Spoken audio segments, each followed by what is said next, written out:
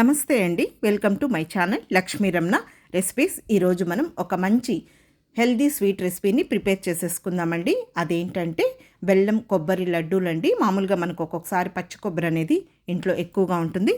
అలాంటప్పుడు మనం ఈ విధంగా ఈజీగా టేస్టీగా హెల్దీగా ప్రిపేర్ చేసేసుకోవచ్చు. అందరూ కూడా చాలా ఇష్టపడతారు. ఎలా తయారు చేసుకోవాలో చూసేద్దామండి. ఇక్కడ నేను ఒక పెద్ద కొబ్బరికాయని తీసుకున్నానండి. ఆ కొబ్బరికాయని ఈ విధంగా చిన్న చిన్న ముక్కలుగా కట్ చేసేసుకొని వెనకలో ఉన్న బ్లాక్ పార్ట్ని కూడా తీయలేదండి, మిక్సీ పట్టేసేసుకున్నాను. ఇప్పుడు మనం ఆ పచ్చి కొబ్బరిని మెజర్మెంట్ తీసుకొని బెల్లంని మనం తీసేసుకోవాలి. ఇక్కడ నేను ఒక కప్పు తీసేసుకొని ఒక మెజర్మెంట్గా ఈ పచ్చి కొబ్బరిని అంతా కూడా కొలుచుకుంటున్నానండి. పచ్చి కొబ్బరి అనేది ఒక 3 కప్పులు వచ్చిందండి. మీరు ఏ మెజర్మెంట్తో తీసుకుంటారో ఆ మెజర్మెంట్ ప్రకారం బెల్లం తీసేసుకోవాలి. ఇక్కడైతే 3 కప్పుల పచ్చి కొబ్బరి ఉంది. ఆ పచ్చి కొబ్బరికి నేను 1 కప్పు బెల్లం తీసుకున్నానండి. బెల్లంని ఈ విధంగా కొట్టి పెట్టేసేసుకున్నాను. ఒక ప్యాన్ తీసేసుకొని ఈ బెల్లంని ఇందులో వేసేసుకోవాలి. ముందుగా మనం బెల్లంని కరిగించుకోవాలి, ఎందుకంటే ఇందులో ఏదైనా ఇసుక రాయి డస్ట్ అలా ఉన్నప్పుడు.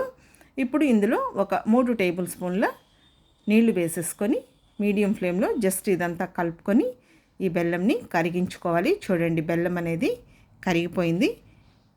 ఇప్పుడు మనం ఒక స్ట్రైనర్ తీసేసుకొని ఈ బెల్లం వాటర్ని వడకట్టేసేసుకోవాలి.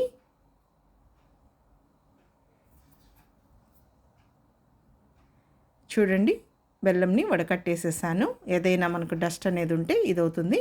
ఇప్పుడు స్టవ్ వెలిగించుకొని ప్యాన్ పెట్టుకొని ఈ బెల్లం వాటర్ వేసేసుకొని జస్ట్ ఈ విధంగా పొంగే వరకు మనం కలుపుకోవాలండి.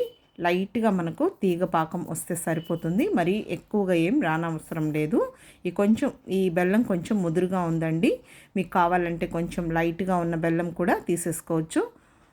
ఇప్పుడు ఈ పచ్చి కొబ్బరినంతా కూడా ఇందులో వేసేసుకోవాలి.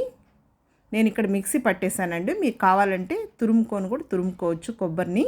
ఇప్పుడు మీడియం ఫ్లేమ్లో జస్ట్ ఇదంతా ఒకసారి కలిపేసేసుకోవాలి.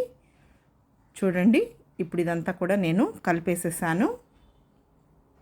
ఇప్పుడు ఇందులో 1 టేబుల్ స్పూన్ నెయ్యి వేసుకోవాలి.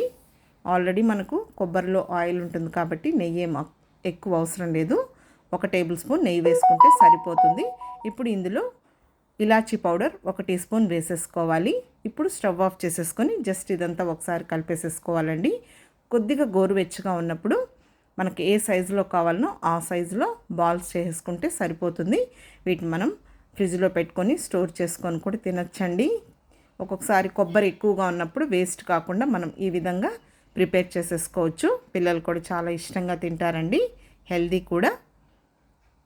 అంతే అండి, చూసారు కదా, ఈ విధంగా అన్ని లడ్డూలు చుట్టేసేసుకోవాలి.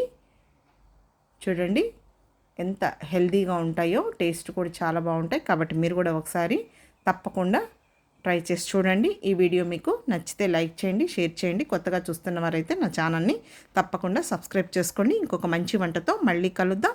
నమస్తే అండి.